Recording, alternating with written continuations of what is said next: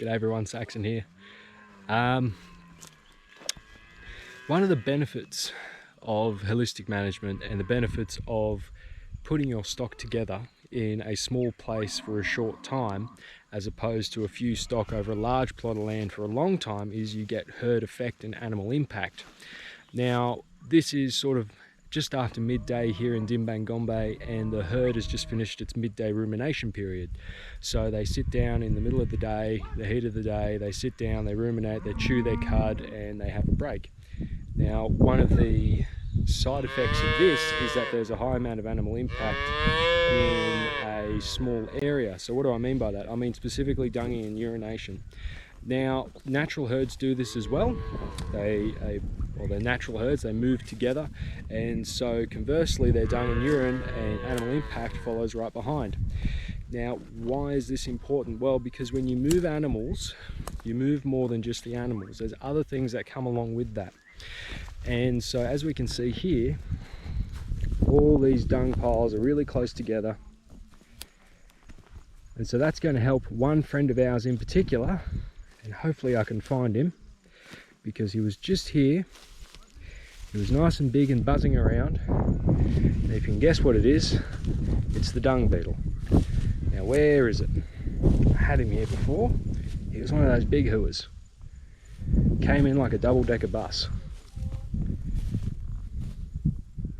Here he is. Look at him, there he is. Have a go at that fella. Now he's got the aerodynamicity of a brick.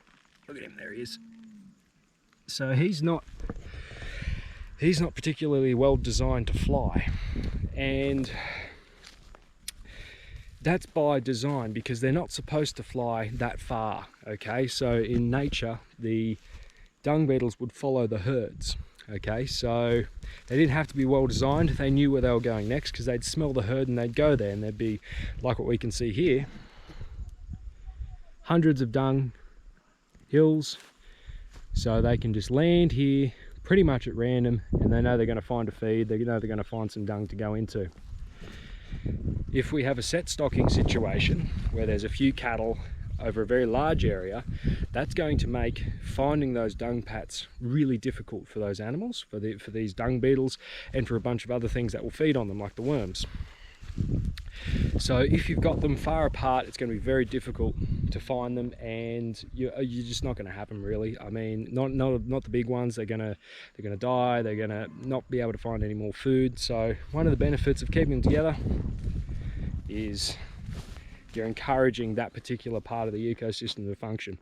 And we'll come back here in maybe a day or so and we'll have a look at how it all looks. I can guarantee you most of these dung pats will be gone within the next 24 hours. Most of this dung will be under the ground because there's that fella that we saw before, plus a whole heap of other dung beetles that will be putting that dung straight down into the ground and sequestering that carbon and tilling the soil. So they're going to bring soil up and they're going to put dung down, and they're going to till this land naturally.